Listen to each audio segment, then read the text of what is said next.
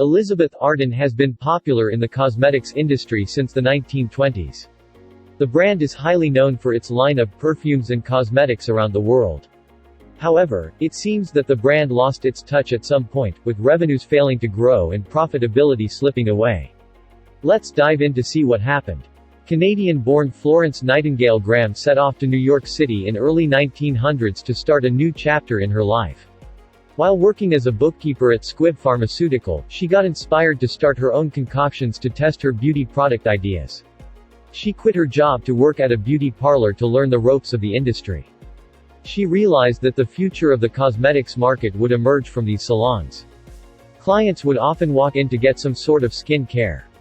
When she felt the time was right, she partnered with Elizabeth Hubbard in 1910 to set up a salon.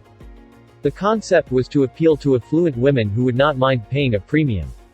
Graham and Hubbard had a falling out though, as Hubbard did not agree with the lavish spending strategy of Graham's. Graham did not have the means of paying the pricey rent by herself and thus borrowed money from her sibling and worked after hours in other salons. Since her partner left, Graham needed to come up with a new company name, which had to represent glamour and prestige.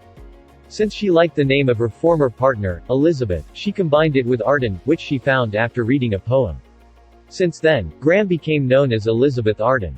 She experimented with cosmetics by adding fragrances to the powders, and she also worked on reducing the greasiness of traditional face creams. Her total beauty salons would soon incorporate high-end hairdressers and even beauty spas. The timing for the salons was perfect as it coincided with the women's emancipation movement. After traveling to Paris, she brought back some techniques and ideas that she learned from there, which included eye makeup. Elizabeth was indeed the first to introduce eye makeup in the US. Her business flourished, opening more salons with her Red Door signature and creating more product lines that were sold in department stores. The business was quite resilient amid the Great Depression, generating profits during those trying times. In early 1930s, Elizabeth introduced her innovative lipstick kits, which contained different shades. She also introduced her standalone beauty spa, which proved to be popular with women who liked the bath salts and lotions. The business continued to grow, expanding product distributions into drugstore chains as well. A men's boutique was also opened in the early 50s to target male customers. Although the U.S. saw an increase in competition in the cosmetics industry, Elizabeth maintained her grip as the market leader in the space.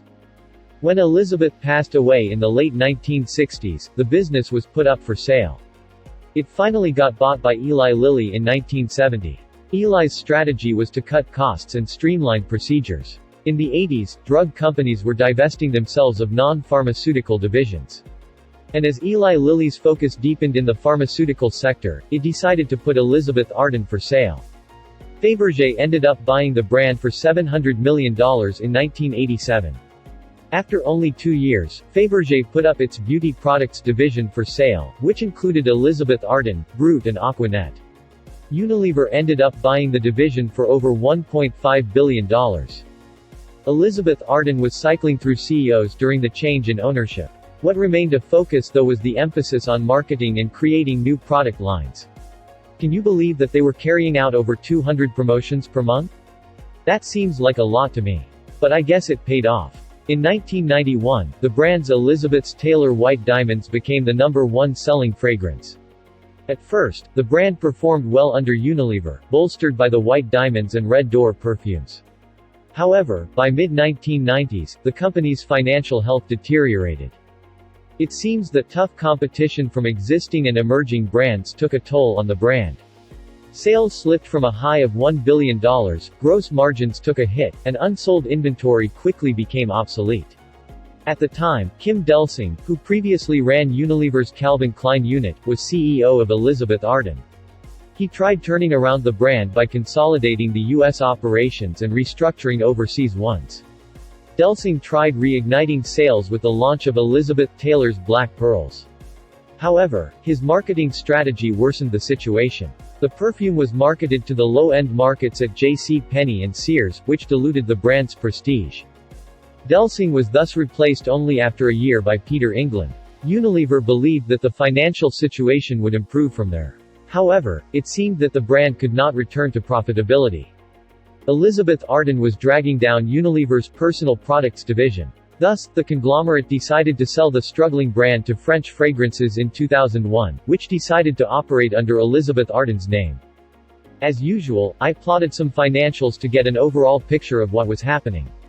Revenues for the group rose from around $700 million in 2002 to $1.3 billion in 2013.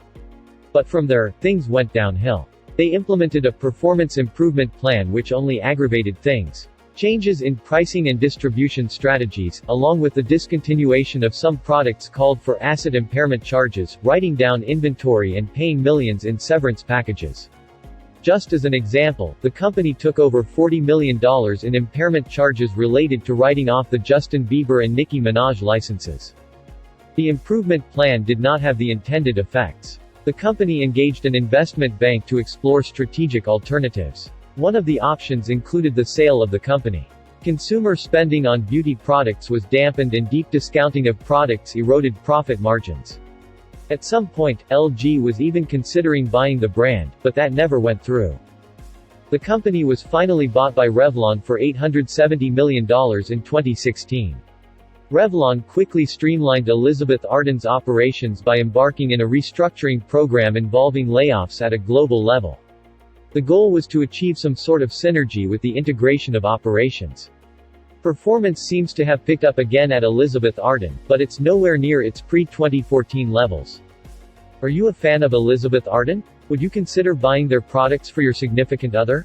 Do you think that Revlon can reignite interest in the century-old brand? As always, let us know what you think.